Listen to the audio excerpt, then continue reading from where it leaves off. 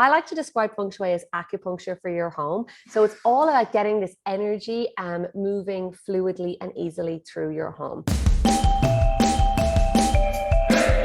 Welcome to Inspiration Rising. My name is David Trotter, and I'm a business growth consultant. I'm passionate about helping business owners, just like you, rise above your biggest barriers to reach your greatest goals, all without the paralyzing overwhelm, feeling all alone, or wondering what the heck to do next.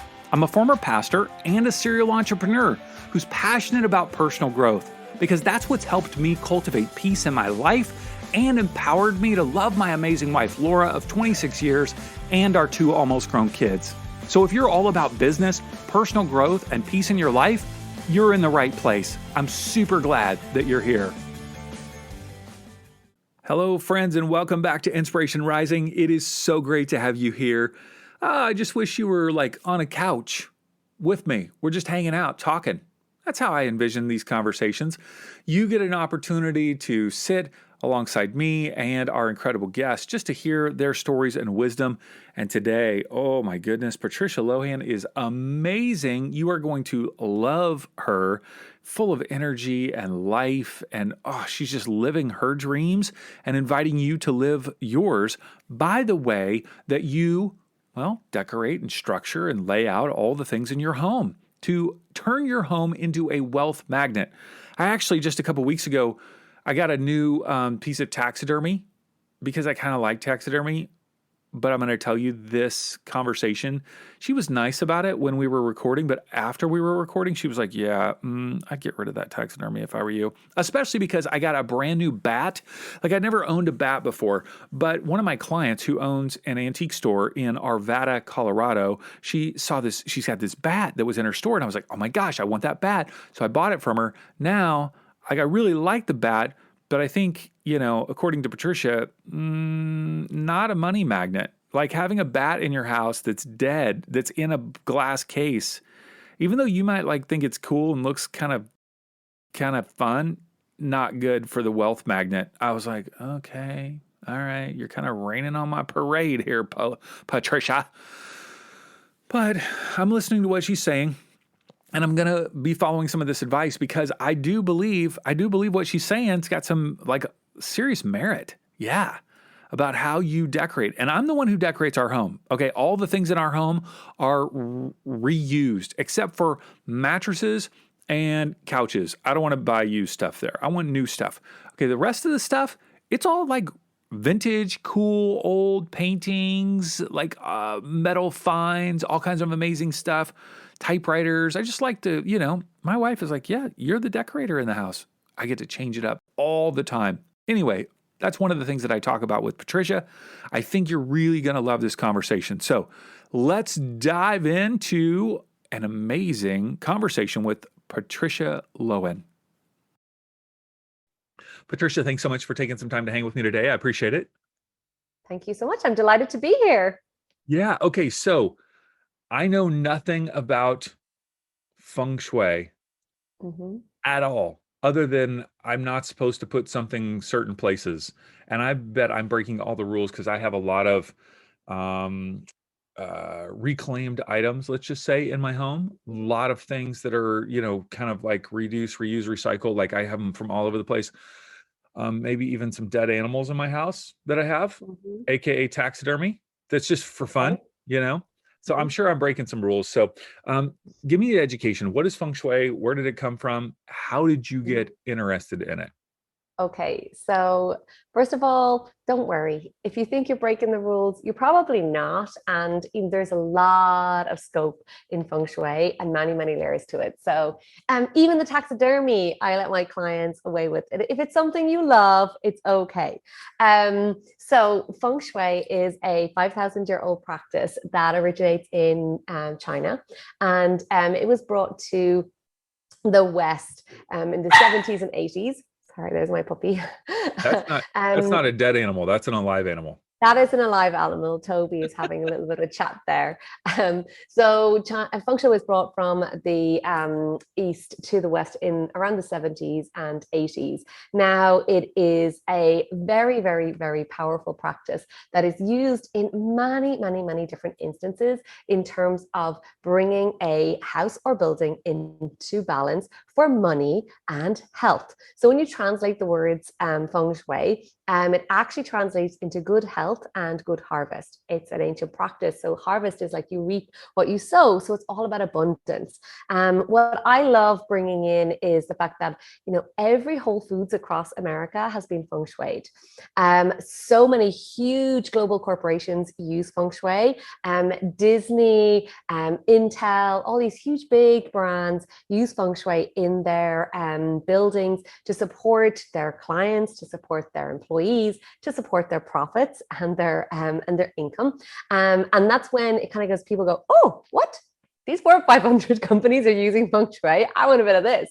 And for me, I'm all about bringing this technique back into the homes and lives of everyday people, because it is an untapped resource that we have. We're all in a time of like growth orientation. We want expansion. We want to look at how we could be limiting or blocking ourselves from more, profits, better clients, just more freedom, more space, and more opportunities. And I see this as kind of the missing piece of the jigsaw that a lot of people overlook when it comes to our, growth in our lives and businesses, because our physical environment is impacting our bank account and our health every single day, whether we like it or not. And it can be impacting it positively or negatively.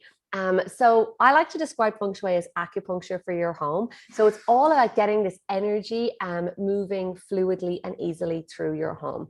And when you said about having things that are reclaimed or taxidermy, that's like really surface level Feng Shui at best. And, there's nothing wrong with it. I think that there's a lot of misconceptions about the practice. Now, what I see when I'm working with my clients is that they tap into more flow, more abundance, more money, more of the good things. And that's what we really want. And they do have like dead animals in their homes, and they do have reclaimed furniture. So you can just kind of go, oh, that's okay, I'm fine with that. And, a lot of the things that we've heard about Feng Shui, you may be like, oh, I'm doomed because of this one thing. And I'm always like, do you know what? There's so many other things that we can look at and address in your home that can be positive, that can create a positive impact. Okay. All right. I'm on board. Like, I'm interested. Great, I I'm love very it. interested. Great. Yeah. Let's do this. Okay. Yeah. So how did you personally become interested and passionate about it? I mean, you are just fired up about this. I love it. Yeah. So I actually got my first books about it when I was 15, and I started implementing it immediately around in my bedroom. And my parents are like not into any of this at all. Like, they were actually total entrepreneurs. They had their own businesses. And when I was about 18, I actually hired a Feng Shui consultant to come and consult on their business. Like, this is how I was like, this is Wow. super important. And it was so fascinating when she came and did the analysis of their business. And their business was doing pretty well already, which was always great. But when she left, I was really like still jizzed up about this. And then, I got caught into the traditional lane. Went to university, I studied business and marketing, and really thought I wanted a normal job because my parents are entrepreneurs, and I was like, no, I want a 9 to 5 and be normal. And that didn't last for very long, like literally a couple of years, when I ended up back in the family business. And once I was in the family business, we actually ended up in a business that was amazing for me in terms of like growth and experience, but it just wasn't my soul's passion. And you've just said, like, you're so fired up about Feng Shui. Like, honestly, this gets me like so fired up. And everybody, you want to be doing something that you love and that makes a difference. And that wasn't. So I finally quit everything and headed to India to become a yoga teacher. And while I was there, I trained in lots of different practices. I reconnected with Feng Shui again. And I moved to a new city when I came back to Ireland. And once I moved in, I said, I'm going to Feng Shui this place for love. So I did all of the feng shui that was in my old books that were still back at my parents' house, and did the feng shui for love. And then all of a sudden I had all these women after I'd met my now husband saying, how did you meet Ken? What did you do? And I was like, I did this. And then I started going, oh, I can do this for love. Oh, what about the money part? Because I had just started my business. And as I started implementing it in our house, we had moved in together. We actually had a 6-figure windfall, like out of nowhere. And this is not like, this was a very unexpected. So when things like that happen, like you're like, what is this? And that is literally, my business started to grow. My husband's did. Everyone started asking me, like, what have you just done? So we dived into developing our own feng shui program. And that's what I've been doing now for the last 7 years. And we've helped women, men, businesses all over the world just activate a resource that you have. You know, I think this is the thing about feng shui. It's not something that we have to do outside of that's kind of external. Like, it's basically the 4 walls that we're living in. We all have a roof over our heads. It's either supporting us or not. And there's nothing structural changes that need to be made with feng shui that I teach. So I think this is a really big thing for people to realize, like, your house, if your kitchen is not in the bad place, your bathroom is fine where it is, like the positioning of most of the furniture is actually okay. Like 99% of the times, the bed will only go in one place. Like, it'll only make sense in one place. So I like to bring like really pragmatic, practical wisdom into this and be like, we're all about the energy of the place. And sometimes that's the invisible as well as the visible when it comes to the feng shui.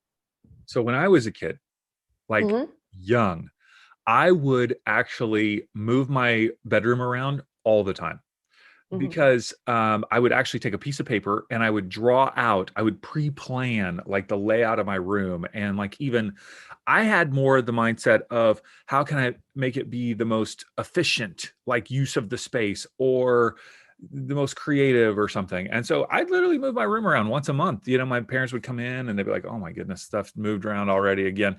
That changed when I got a waterbed, and couldn't move much around anymore because the waterbed wouldn't move.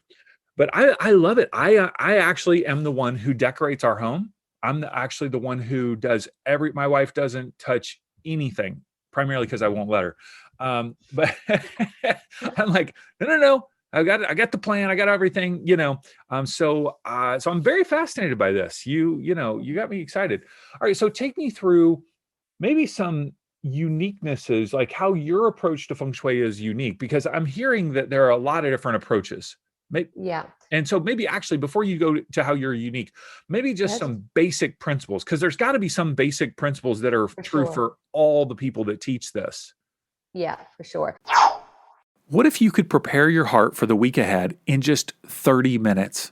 That's exactly what I want to help you do every Sunday at Solarize. If you're a soul-inspired coach, leader, or entrepreneur of any kind, it is absolutely critical for you to show up full of life and energy for your clients and customers every week.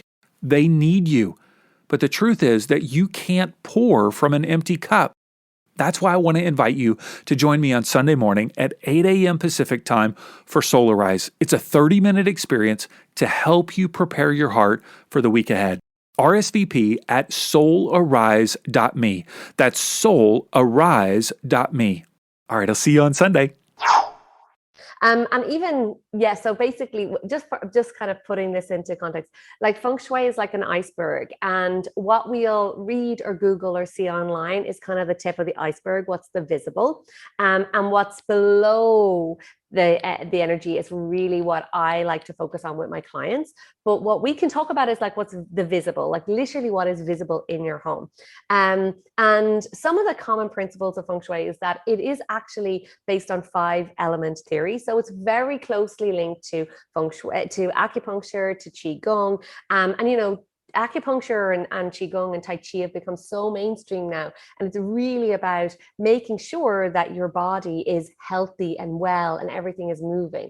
So the same philosophy is like disharmony creates dis-ease. Like, so we want to make sure that there's a really positive flow in your home. And all feng shui will look at the energy coming into your home and the qi. Now, there are different schools of feng shui. And there's the school of feng shui that's quite like, as you say, there's different types of restaurants. So there's restaurants that are like fast food, McDonald's. Here's the quick fix, do this. Here's your burger in 2 minutes, versus like the beautiful, like organic meal or, a 5-star Michelin restaurant. And that's very bespoke and customized. So, and there's everything kind of in between. The school that I practice is that every single home is unique and bespoke, and it all has its own personal kind of date of birth, as we say as we kind of talk about in feng shui, that has its own energy. But then there's like common principles that will move through every house, whatever date of birth it is. So just like a person, we'll all have our own personality and imprint and energy. But like I wouldn't expect my acupuncturist to give me fashion advice, so I don't give like interior design advice. And that can be one of the things. It's like, oh, so you're going to tell me like where to put this painting or where I'm going to put the couch. And I'm like, yeah, kind of like I can give some advice on it, but most of the time I'm about making sure that your house feels good, that you feel good in it, and that things are flowing. And this is a big part, is that when people come to me and there's something not quite right, like somebody's hitting a plateau. Either you're hitting a plateau and you're like, things are going good, but there's something else in my business that needs looking at, my career, my business, my career, my health, and my relationship, my finances, and they're kind of hitting some kind of like roadblock with it. And that's where I'll look at their house and be like, well, actually it's because of this, and this is how you fix it. So the overarching things, and one of the things that I like to say is my idea with feng shui, my personal way of doing it and looking at it, is that like, I like to see it as this missing piece of the jigsaw when it comes to really creating a life and business that you love. Because we can do lots of the mindset work. We can do the actual tangible actions with whatever you have to do your work, to do your job, to call your clients, whatever that is. We can do the internal work, like figure out like, what are my traumas? What are my blocks? And, this is what I think being an entrepreneur and being business is about, is like personal growth. And we're always going to be up against something, learning and growing. But what we want to do is make sure that there's not something external that's actually impacting it. And when we look at the house, oftentimes it does reflect back to where you're not growing or soaring. So I bring all of that into my work with my clients, because I ask them to look at every part of their life and scale it and rate it and say, well, where are you? What do you need to do internally? What to do with your mindset? Like, we keep that part. It's not like, oh no, that's all a waste of time. It's like, this is all part of it. And where do you want to go? So I like to help people create a home that mirrors where they are growing. Oftentimes houses are like kind of stuck in the past and are connected with so much, memories. Don't get me wrong, I love keeping some memorabilia in my house, but it's about like progress and growth and movement. And that's a really big one for me. You're incredible at articulating this. Yeah, you're just really good. Like, I'm fired up. I'm in on this. Okay. And so, all right, so use me an example here for a minute. Mhm. All right, so I come to Okay. you and I go, all right, I want to grow my business. I help primarily like soul inspired female entrepreneurs, start their coaching or entrepreneur business online. I want to grow my business. I've been married 27 years. I got, I know that's hard to believe based on the fact that I look. I know, I'm like 27 years. But because I look 27, my daughter's 22, my son's 18. Like, I'm here in Southern California. Like, what would be the first place that you would tell me you need to first, like, let's talk about this first. Like, what's the Yeah. first area of my home or life that you would want me to kind of look at? Well, the first thing you told me was about your business. So the first thing I would say, well, let's look at your office. I would look at your office, and I can actually see your office here behind me. So I'm just like, tell me about your office. Love this. And I did a video about this not too long ago on TikTok or Reels. So I live in basically a 1,000 square foot home in Mhm. Southern California that was built in the 50s, I think. Um, it is worth $1 million. I know, 1,000 square 1,000 feet. square foot. Yeah. So right now I am literally in our 2-car garage. Okay. I am inside of our 2-car garage. And so this reclaimed wood is actually just Mhm. old fence boards that I attached to the side of the garage. And this is an actual couch. People sometimes ask me, is that a Zoom background? I'm like, no, no, no, it's actual. I hang out there and live there. Yeah. So because our home is so small, Patricia, literally to the right of my desk here is a kind of like a clothing rack that you would have like at a photo shoot. You know what I mean? Like Mhm. Yeah. all my clothes are right here.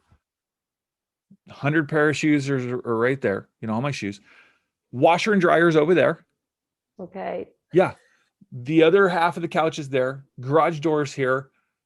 Studio lights are around. And, what you don't see outside of the picture is, there's a lot of stuff, laundry Mhm. and just like the weed whackers over there. I don't know if you call it a weed Okay. whacker in I Ireland. don't think we do. Yeah. There's furniture that my grandfather made in this room. My grandfather, after 30 years in the US Navy, he became a woodworker. So like over there is a oak roll top desk handmade by my grandfather that was really Wow. popular in the 80s, right? Oak in the United States. I don't know if you know the fashion trends of, the United States, but oak was big. Oak bookcase over there, oak bread box, oak, like all this stuff that I don't want to have in my house because it's not cool. It's not like, but what am I going to get rid of? Yeah. This giant, amazing handmade heirloom? Mm, Okay. tricky. And then behind this black curtain is a bunch of like memorabilia stuff from, back in the day, plus camping supplies. Boom. There's my Okay. office. Okay. You This seem is depressed. You seem, great. you seem This is depressed. great. You're No, like, I'm not oh depressed at all. my I'm just like, gosh. okay. This is juicy for me. So, first of all, I would say to you, like for me, visually seeing how you're set up, I think it looks amazing. Like, honestly, from that perspective, I'm like, well done. You have so many things ticking the boxes already in terms of like a really good, strong chair, like a really nice background that looks like supportive behind you. You've got the wall, like got a kind of a wall behind you, which is really great. And you will be surprised how many people sit in a tiny little corner with their back to the door in this like really vulnerable place where the energy is coming in, it's hitting the back of their door, they're sitting on like a little crap chair, and they're not like making their business a serious thing. Like you look like I'm the boss. Like I've got a pretty serious like workspace. Like you've created that. So Sure. that's like a high five to you. And that's really good.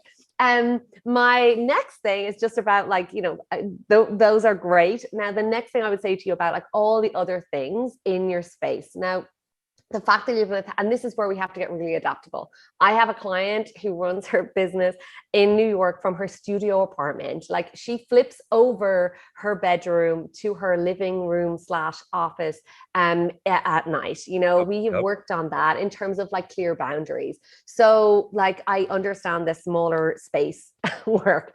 But what I would say to you, first of all, is that there's a lot of things that seem to be that could create distraction for you. So you've said you have the washing machine, you've got the weed whacker, you've got all these different things that are like all over the place. I would definitely, if I was in with you as a client, like your client today, I'd be like, okay, we need to create some more boundaries. Like obviously it's good that you're not in the house, like you've created your own space, but what other kind of little boundaries could you put a screen up that'll create more of a room for you that you're like, this is my focused workspace.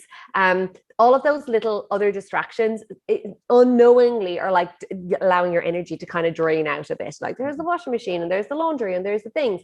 So what I would say is that if you can, and we just have to work with what you can do. If you could put, you said you had a curtain, could you create that to just like make yourself a bit more like in the space that doesn't have all those distractions? I've had so many clients who have in their offices like had things like the kids toys, all the stuff that's like totally like all these books that are not even related to their work, all this that's just like you want to totally be able to walk to your office and feel like I'm here, I'm serious, and I'm committed to it. And there's no other distractions for me. So in your office space, it's a good idea to have like a picture of your family because you're like, what the hell am I doing this all for? And maybe you have like some inspirational books that support like who inspires you in business, like who are the people that you want to be, around or being inspired by. And then from that, you're going, okay, well, what about my space for a vision board or your goals? Like things like that in your office are really great. Like they're just like these anchors of like, what are you here for and why are you doing this? I have another client who has like a wall of all of their clients, like all of the little client testimonials and stories. A big part of your office space is that you want to pretend that someone was going to come in and sit on the couch beside you as a client. And that's like going to shift your awareness a little bit to the space to be like, oh, someone's going to come in here. And for everyone who's listening, going, oh my God, I don't want anyone ever to come and sit here with me. Like I'd be so embarrassed. You want to have a little think about like, well, how would you switch it around? Because your office is a statement to the universe, to like how serious I'm taking this business. And the more that you kind of like forget and, just make do with sitting at the dining room table on a really hard, cranky chair that's hurting your back, the more you're saying, actually, I'm comfortable in this discomfort and I'm not taking this business seriously. Okay. I think I know you're correct. But I mean, when I walk in, I don't think I'm conscious of, wow, look at all this stuff. Maybe once in a while, but I get in the zone because I'm looking at my computer, or my laptop Yeah. pretty much all the day. But I still, in the peripheral vision, see all of these other things. So I do understand what you're saying. And I think if I envision myself walking into a box of an office with a window view, I think I would feel like, wow, this feels amazing. Where Yeah. right now, because I do record videos and podcasts and all sorts of things, oh my God, this sounds so ghetto, but it is what it is. My garage door here, I have covered there's like little panel windows, at the top of a garage door to Yeah. allow light in. I've covered I those up like. so that it's dark, so that no matter what day no matter what time I'm filming in here, it'll always look the same. Because before I was having issues with the light coming in and it changing, blah, blah, blah. So I hear what you're saying. Yeah.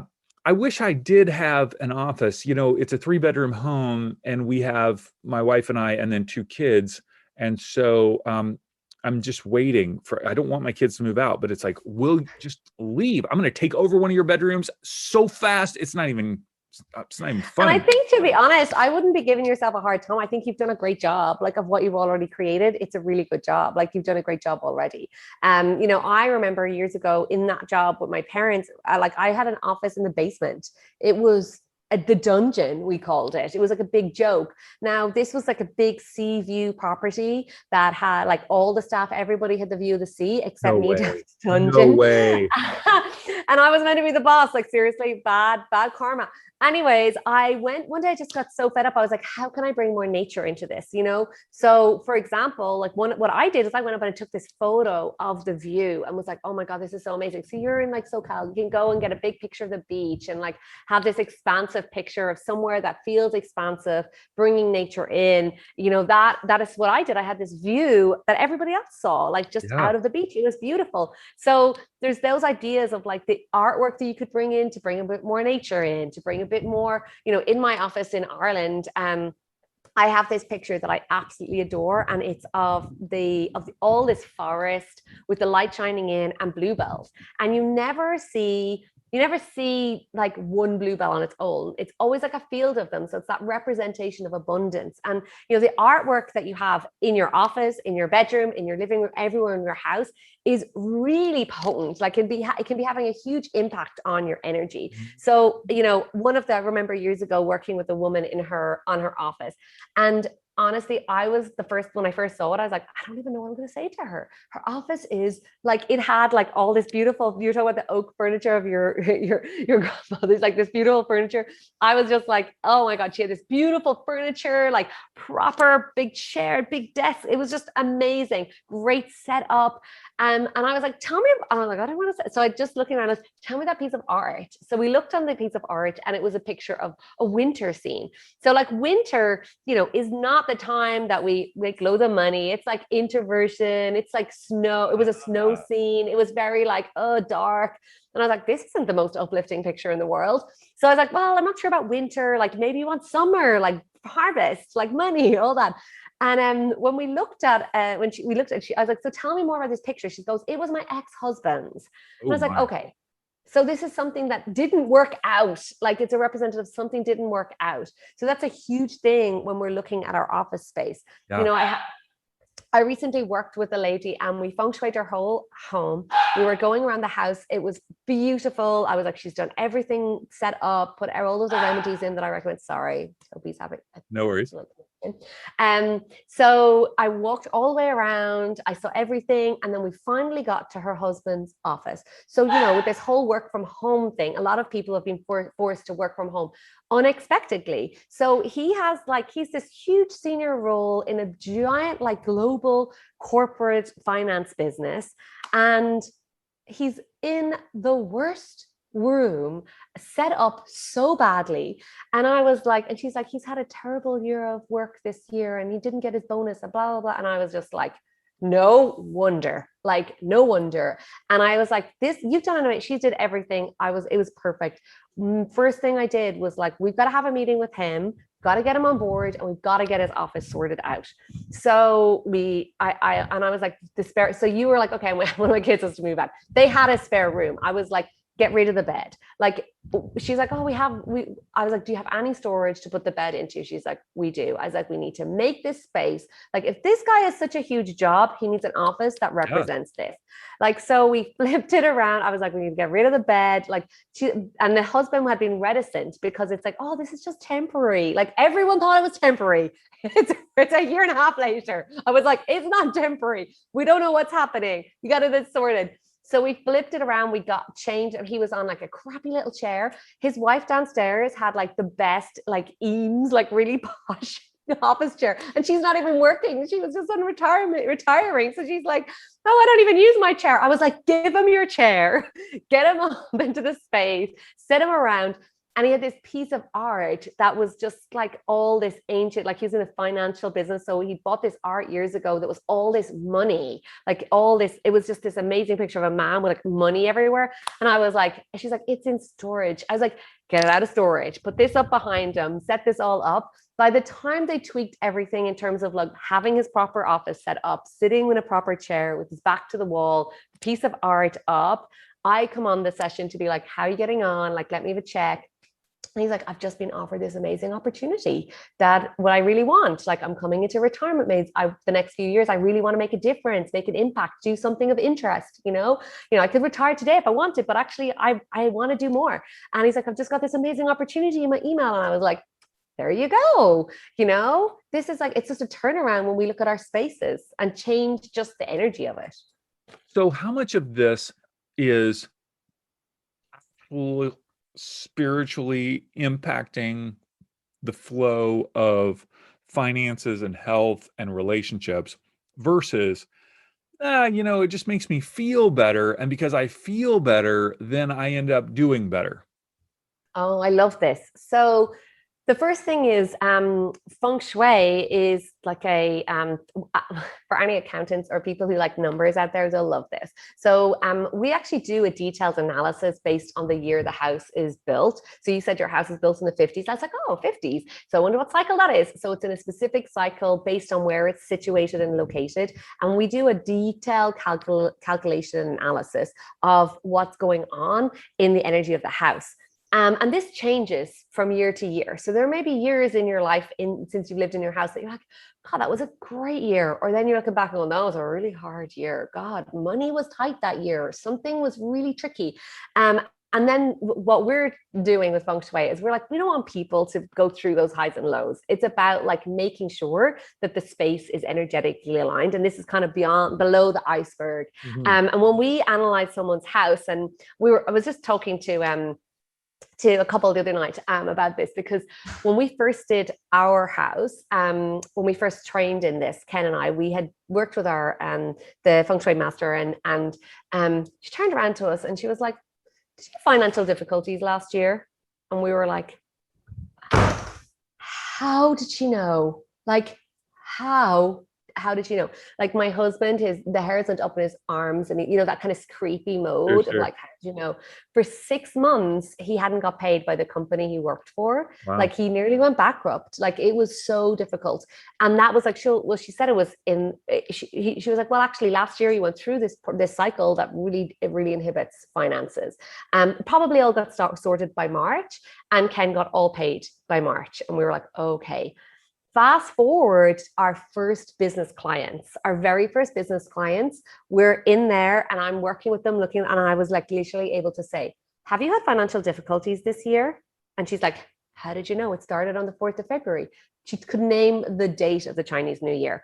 So, that's where, there's a lot of, making it feel good. And that's part of it, because people have like honestly taken control of their environment, got rid of all the stuff that doesn't line up with where they want to go, and, feeling a bit better, like they're making some changes.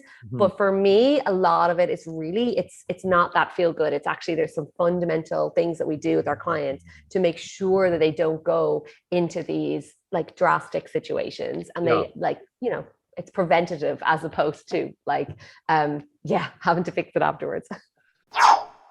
Okay, you're ready to start your online business and share your expertise with the world as a life coach, health coach, healer, practitioner, whatever soul-inspired entrepreneur you are wanting to be. But how the heck do you turn that dream into an actual business? Well, that's exactly why we're launching Rise Up Business Academy. I want to help you rise above the overwhelm and procrastination to start your online business, stand out from the crowd, and work with your dream clients, all while fulfilling your divine purpose and generating financial freedom.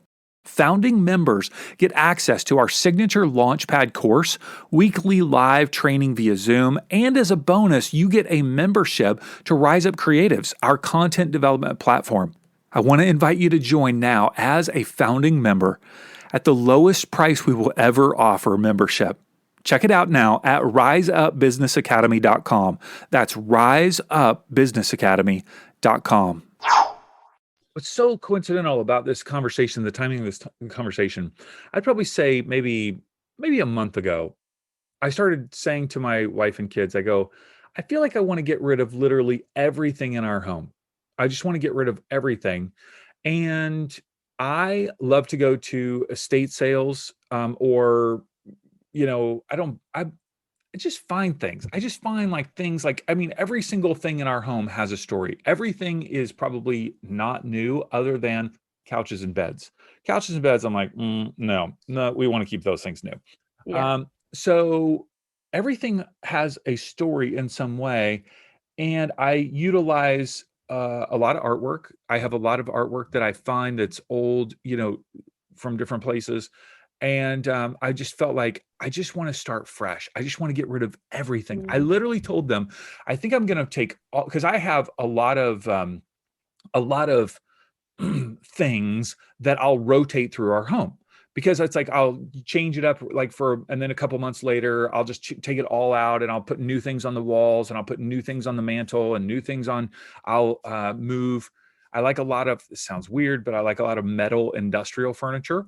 So like really old, like we have lockers, at different places in our homes, stuff from like just metal stuff, old stuff, that's like cool.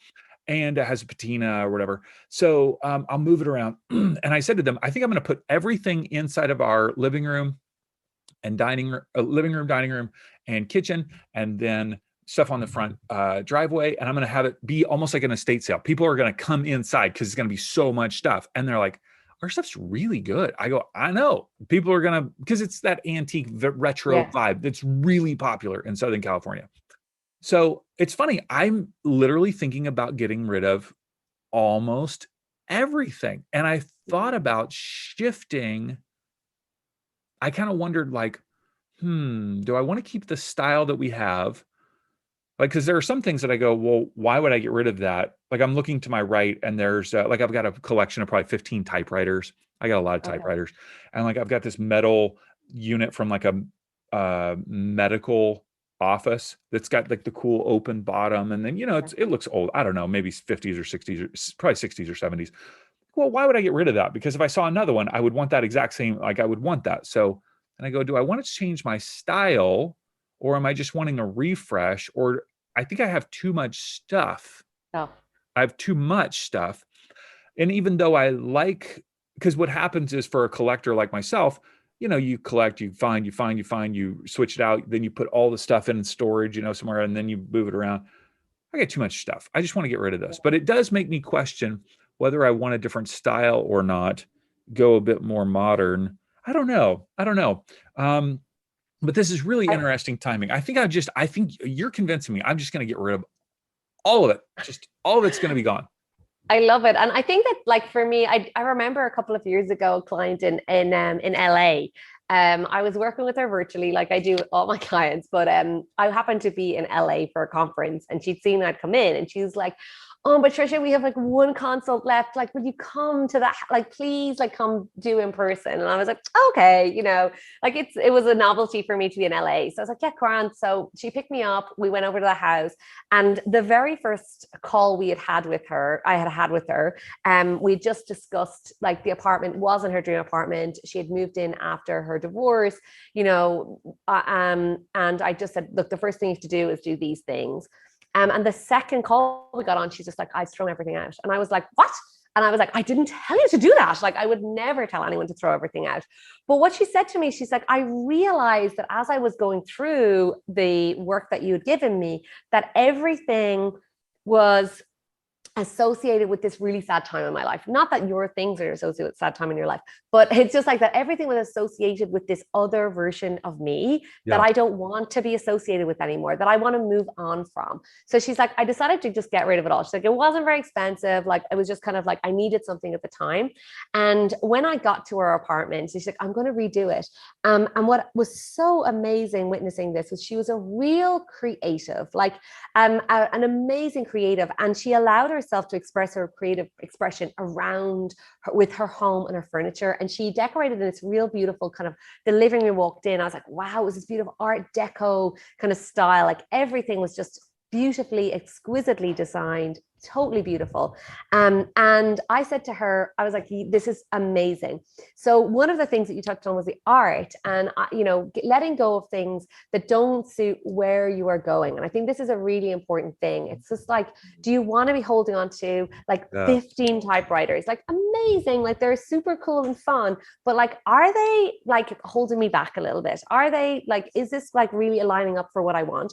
When you decide to let go of something, this is my trick with letting go of things, is that like I'll hold the item and be like, okay, I'm letting go of you and I'm welcoming in a new client. I'm letting go of you and I'm welcoming in this amount of money. Like I have seen, and I've got my clients to literally write down a wish list of their desires, because when they made space for things, they ended up with loads of other stuff replacing it, as opposed to from what they wanted. So it's like, if you're going to do this this sale, I would sit down with your kids and your wife and be like, what are we doing? Like, where's our vision? Where are we going? What are we replacing all of this stuff with? And it can be huge amounts of money. It could be just whatever that you're like, I'm letting this go and I'm bringing in this.